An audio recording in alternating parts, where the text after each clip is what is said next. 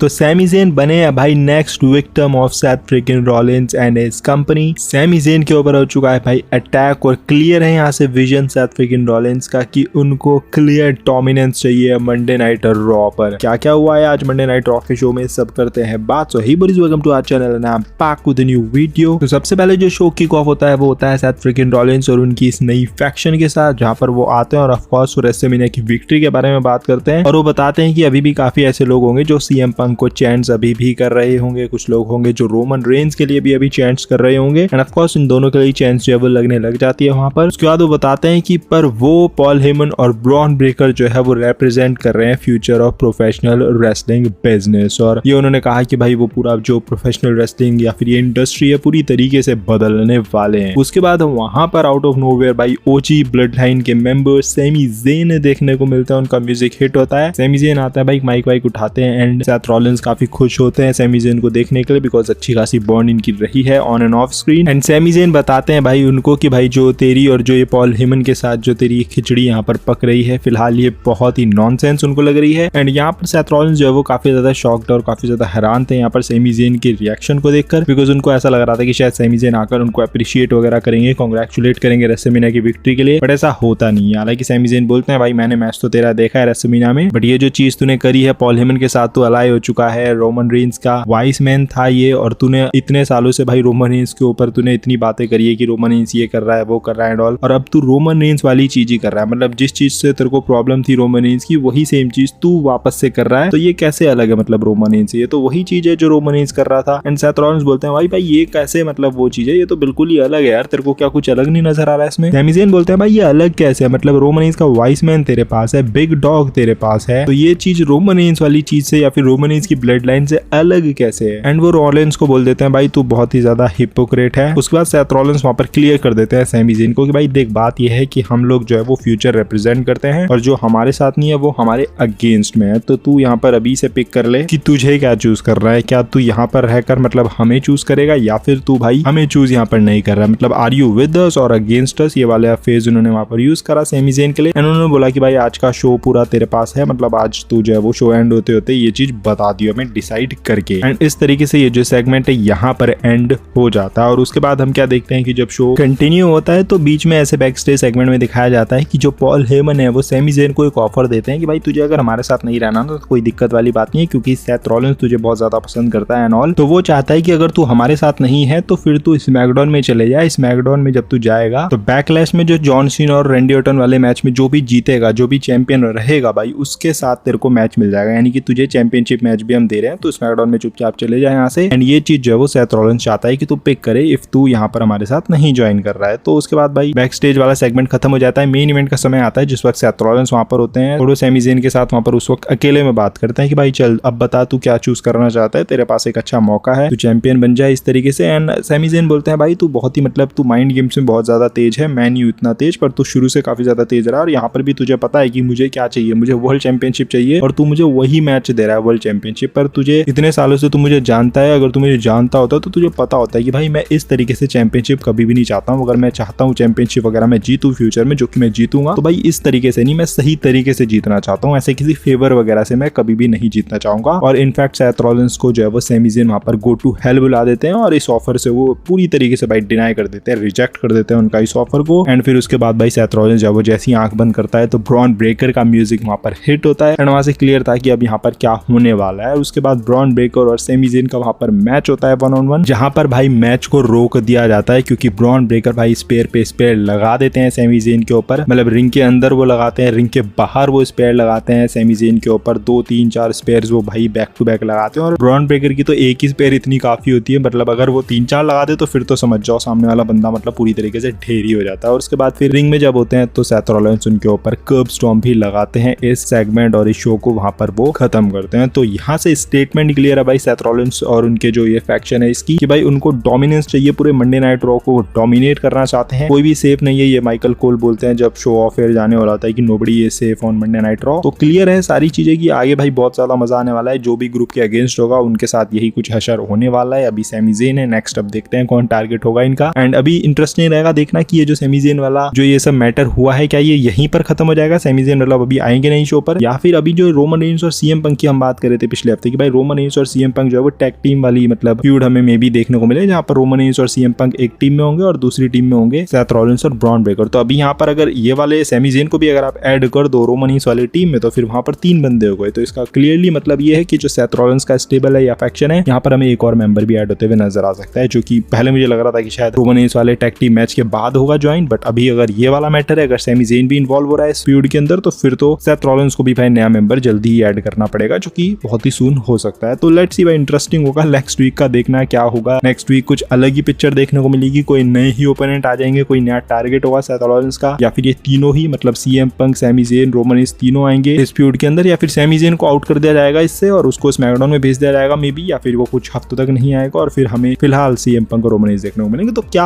होने वाला है एक्चुअली में, ये बहुत ज्यादा एक्साइटिंग है देखना एंड काफी अनप्रिडिक्टेबल भी नजर आ रहा है। पहले लग रहा था बहुत ज्यादा प्रिडिक्टेबल चीज है, बट अभी देखकर आज का शो तो लगा है कि कुछ अनप्रिडिक्टेबल ही है यहाँ पर, तो कुछ हम आइडिया लगा नहीं सकते हैं। तो लेट्स सी भाई आगे क्या होता है इस पर्टिकुलर स्टोरी लाइन में। इसके अलावा आज शो पर हमें लोगन पॉल देखने को मिले, of course phenomenal AJ Styles को वो हरा कर आए हैं रेसलमेनिया में। तो यहाँ पर क्लियरली उन्होंने जब वो वर्ल्ड हेवीवेट चैंपियनशिप की डिमांड कर दी है कि भाई उन्होंने डब्ल्यूडब्ल्यू में ऑलरेडी ऑलमोस्ट सब कुछ यहाँ पर कर लिया, अब उनको चाहिए भाई वर्ल्ड हेवीवेट चैंपियनशिप। तो जे ऊसो का म्यूजिक हिट होता है, जे ऊसो वहां पर आते हैं और जे ऊसो बोलते हैं भाई देख यहाँ पर जो है वो कोई भी चीज ऐसे हैंड ओवर नहीं होती है, अर्न करनी पड़ती है। जिमी ऊसो के ऊपर जब गुंथर ने अटैक किया था तो मेरे अंदर से वो जो एनर्जी है वो सारी बाहर आई थी और उसके बाद फिर मैंने जो गुंथर को हराया वो हराया रेसलमेनिया में। तो भाई तुझे भी कुछ चीज चाहिए तो अर्न करनी पड़ेगी, बट स्टिल लोगन पॉल अपना वही बोल रहे होते हैं माइक वाइक पे, बट जे ऊसो भाई उनको सुपर किक वहां पर लगा देते हैं। तो क्लियरली यहाँ पर ये जो स्टोरी लाइन है ये यहाँ से स्टार्ट हो चुकी है। बैकलैश में लोगन पॉल और जे ऊसो का मैच हमें देखने को मिलेगा। तो ठीक है, इंटरेस्टिंग है, लेट्स सी। मैच तो इंटरेस्टिंग होगा ही, बट स्टोरी लाइन कितनी इंटरेस्टिंग होगी वो देखना इंटरेस्टिंग रहने वाला है। इसके अलावा भाई आज पैट मैकैफे भी शो पर कुछ इंटरेस्टिंग चीज यहाँ पर बोलते हैं, जहाँ पर ऑफ कोर्स वो पिछले हफ्ते वाले गुंथर के अटैक के बारे में बात करता है कि गुंथर ने मेरे ऊपर अटैक किया। काफी मोटिवेशनल बातें भी वहां पर करते हैं, ये वो सो उस पर हम नहीं आएंगे, बट मेन जो चीज थी यहाँ पर कि उन्होंने चैलेंज कर दिया है गुंथर को कि भाई अगर माइकल कोल के ऊपर तुम अटैक करोगे, जिसको मैं इतना रेस्पेक्ट करता हूँ, जो मेरा फ्रेंड है एंड ऑल, तो भाई फिर तुम्हें मेरे से भी गुजरना पड़ेगा, मतलब मेरे से भी फाइट करनी पड़ेगी। और उन्होंने क्लियरली यहाँ पर गुंथर को चैलेंज किया है, जिसको एक्सेप्ट भी कर लिया गया है, not from Gunther but Nick Aldis जो कि आज के जनरल मैनेजर थे शो के। तो क्लियरली जो मैच है वो पिच कर दिया गया है और एक्सेप्ट भी कर दिया गया है। तो बैकलैश में गुंथर वर्सेस पैट मैकैफे का मैच हमें देखने को मिलेगा। तो यहाँ पर अब देखो, ये तो मैंने एक्सपेक्ट किया था और मैंने कई एक वीडियो के अंदर बोला भी था कि डब्ल्यूडब्ल्यू जो है पैट मैकैफे को एज अ सुपरस्टार देख रही है फ्यूचर के लिए, कि भाई इसको हम यूटिलाइज करें क्योंकि काफी फैन फॉलोइंग है उसकी और काफी ओवर है वो क्राउड में। तो डब्ल्यूडब्ल्यू इसको यूटिलाइज करना चाह रही थी एज अ रेसलर उसको बनाकर, बट सीधा ही गुंथर जैसे सुपरस्टार को फेस करना ये थोड़ा सा मुझे अलग लग रहा है, क्योंकि मैं सोच रहा था कि शायद मे बी लोगन पॉल जैसे सुपरस्टार को फाइट करेगा या फिर किसी और को। अब यहाँ पर गुंथर के साथ फाइट है, तो गुंथर को हराना मतलब ऑफ कोर्स अभी जे ऊसो से वो हारा है, बट पैट मैकैफे गुंथर को हरा देगा ये तो मतलब लग नहीं रहा है। और फिर पैट मैकैफे हारेगा गुंथर से, तो फिर वो उसका भी मतलब समझ नहीं आ रहा है क्लियरली। तो इंटरेस्टिंग रहेगा देखना ये भी कि किस तरीके से बुक करती है। हालांकि इंटरेस्टिंग होगी ये स्टोरी लाइन, मजेदार होगी। बैकलैश में मैच ऑफिशियल हो चुका है, तो लेट्स सी डब्ल्यूडब्ल्यू कैसे ये बुक करने वाली है, बट मैं हाइप्ड हूं इस पर्टिकुलर स्टोरी लाइन के लिए टू बी ऑनेस्ट। तो यही सब मेजर चीजें थी जो आज हमें मंडे नाइट रॉ के शो पर देखने को मिली है। तो लेट्स सी भाई कमिंग वीक्स में और क्या क्या हमें शो पर देखने को मिलता है। Overall show was a decent show, बहुत ज्यादा वाव नहीं था। पिछले हफ्ते का तो मतलब रेसलमेनिया ऐसा कंपेयर हम कर रहे थे, ये वाला ऑफ कोर्स उसके आसपास भी नहीं था और हम एक्सपेक्ट भी नहीं कर रहे थे कि उसके आसपास होगा, बट मैं एक्सपेक्ट कर रहा था कि चलो अच्छा शो होगा। तो अच्छा तो मैं नहीं बोलूंगा उसको, मतलब ये एवरेज मैं इसको बोलूंगा, लाइक अच्छे से थोड़ा नीचे और बुरे से थोड़ा सा ऊपर, लाइक एवरेज मैं इस शो को बोलूंगा। बाकी आप अपने थॉट बताओ आपको ये शो कैसा लगा, एंड अगर ये वीडियो पसंद आएगी तो don't forget to like, comment and smash subscribe button. मिलता है अगली वीडियो के अंदर, till then love you all and do not give up, just keep fighting.